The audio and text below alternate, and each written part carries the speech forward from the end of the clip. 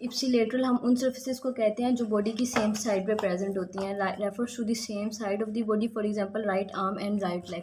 अगर हमारे पास हम कहेंगे कि बॉडी की इप्सिलेटरल साइड्स इफेक्टेड है, इसका मतलब बॉडी की सेम ही साइड की आर्म होगी और सेम ही साइड की लेग होगी, इप्सिलेटरल इसको कहेंगे। जबकि कॉन्ट्रालेटरल ऑपोजिट साइड्स आ जाएंगी। अगर हम कहेंगे contralateral sides are affected, it means के बॉडी की राइट साइड की आर्म होगी और लेफ्ट साइड की जो है वो लेग होगी। या फिर इसके ऑपोजिट हो सकता है कि लेफ्ट साइड की जो है वो आर्म हो और ऑपोजिट साइड की जो है वो लेग हो। तो ये हमारे पास कॉन्ट्रालेटरल वाला कॉन्सेप्ट आ जाता है। Next, interior and exterior surfaces का मतलब ये होता है कि ऑर्गन है कोई भी, उसका जो अंदर वाला पार्ट है वो इंटीरियर सरफेस है, जबकि उसका जो बाहर वाला पार्ट है वो आउटर सरफेस है। हम यहाँ से अगर हेड की बात करें तो जिसका ये बाहर वाला रीजन होगा इसको हम कहेंगे कि it's the exterior part, and जो उसके अंदर वाला जो रीजन होगा उसको हम कह देंगे एंटीरियर सरफेस। उसके बाद जो है वो हमारे पास इन्विजिनेशन एक्सविजिनेशन का कॉन्सेप्ट आ जाता है। इसका मतलब है कि अगर कोई ऑर्गन की अंदर वाली साइड पे प्रोट्रूजन हुई हुई है, अंदर वाली साइड पे वो बेंड हुआ हुआ है या अंदर वाली साइड पे वो प्रोट्रूड हुआ हुआ है, उसका मतलब है उसकी जो है इन्विजिनेशन हुई हुई है। और एक्सविजिनेशन का मतलब आउटवर्ड प्रोट्रूजन होगी उस ऑर्गन की। उसके बाद वेंट्रल एंड डोर्सल का कॉन्सेप्ट आ जाता है। वेंट्रल और डोर्सल जो है वो सिमिलर एंटीरियर एंड पोस्टीरियर के, जो एंटीरियर सरफेस होंगी वो वेंट्रल होगी और जो पोस्टीरियर सरफेस होंगी उसको हम डोर्सल का वर्ड उसके लिए यूज़ कर सकते हैं। उसके बाद दो टर्म्स आ जाती हैं जो कि बहुत वाइडली यूज़ होती हैं एनाटमी में। उसका वो है स्पाइन एंड प्रोन। स्पाइन का मतलब होता है बॉडी की जो भी सरफेस सीधी होगी एंटीरियरली, कोई भी सरफेस अगर वो सीधी है तो वो स्पाइन है, अगर वो उल्टी है तो वो प्रोन है। Lying down with the face looking anteriorly spine and lying down with the face looking posteriorly prone.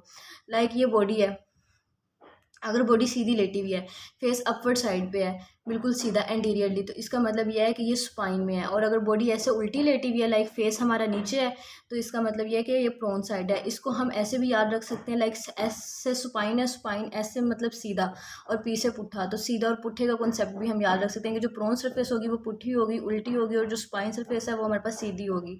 तो ये सिर्फ स्पाइन और लेइंग प्रोन पोजीशन जो है बॉडी के लिए नहीं होती, ये आर्म के लिए भी कह सकते हैं, हैंड्स के लिए भी कह सकते हैं। अक्सर जगह पर टर्म यूज होती है कि दी arms will be in spine position. इसका मतलब है जो आर्म है वो ऐसे होंगे बिल्कुल सीधे। अगर लिखा है कि arms will be in prone, इसका मतलब है आर्म ऐसे होंगे। इसी तरह जो हैंड की या रिस्ट की बात होगी, लेग्स की बात होगी, जो पूरी बॉडी है ओवरऑल, उसके लिए भी यही जो है टर्म्स वो यूज़ होंगी, स्पाइन एंड प्रोन। अब इनके अंदर जो है हम इसको एक दफ़ा रिवाइज कर लेते हैं और देख लेते हैं कि बेसिक टर्म्स जो ज़्यादा इंपॉर्टेंट है वो कौन सी है। जो इसमें इंपॉर्टेंट मेन टर्म्स है वो एंटीरियर एंड पोस्टीरियर है।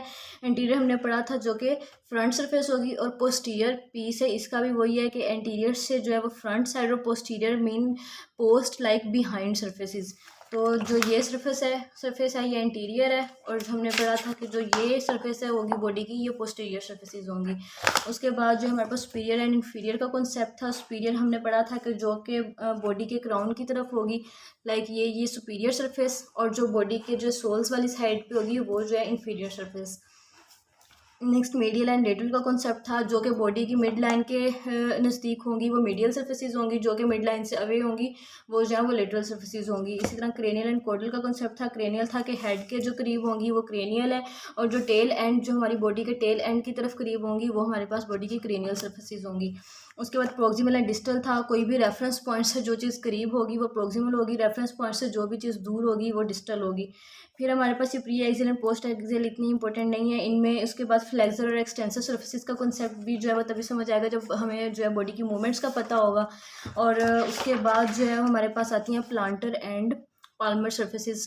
प्लांटर हमने पढ़ा कि जो पाम वाली साइड है वो हमारे पास पामर होगी, और प्लांटर जो फीट के नीचे वाली साइड है, सोल की नीचे वाली साइड जो हमारे पास होगी वो जो है प्लांटर सरफेस होगी। सुपरफिशियल जो कि सुपरफिशियल सरफेस है, ऊपर प्रेजेंट है, और उसके नीचे जो चीज़ प्रेजेंट होगी वो डीप सरफेस होगी। इप्सिलेटर जो है वो सेम साइड जो है इफेक्टेड होंगी, सेम साइड की ही जो है वो आर्म और लेग, और कॉन्ट्रालेटरल ऑपोजिट साइड्स।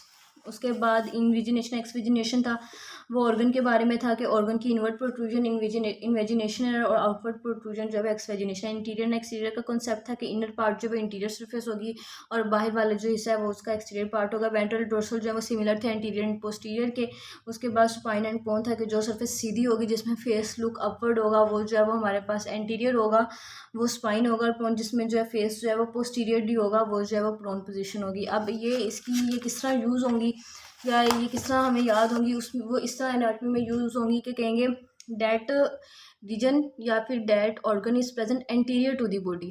लाइक कोई रीजन हमने कैन बताना है तो उसको हमने इस तरह डिफाइन करना है कि that region will be anterior to the body और that region will be distal to the body. तो इस तरह जो है ये टर्म्स जो है ये हमारे पास बॉडी के अंदर यूज़ होंगी। एनाटमी में हम लोगों ने सादा सिंपल टर्म्स यूज़ नहीं करनी कि ये पार्ट जो है वो ऊपर प्रेजेंट है या ये पार्ट जो है वो नीचे प्रेजेंट है, ये पार्ट उसके आगे। तो इससे जो है वो बहुत ज़्यादा कन्फ्यूजन क्रिएट होती है। इसलिए जो हमारे पास ये जो टर्म्स हैं ये जो है बनाई गई हैं ताकि हमें बॉडी के जितने भी पार्ट्स हैं उनका रिलेशनशिप समझ में आ सके कि कौन सा पार्ट कहाँ पे जो है वो प्रेजेंट है।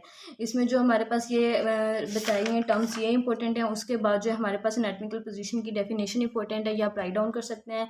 It is a standardised posture used as a reference point for describing the location of body parts and movements. उसके बाद हमारे पास जो नेक्स्ट टॉपिक यहाँ पे एक टर्म आई थी सैजिटल प्लेन या मीडियल प्लेन की। इसका मैंने कहा था कि हमारे पास एक नेक्स्ट टॉपिक है जो कि हम आगे देख लेते हैं प्लेन्स ऑफ द बॉडी के नाम से।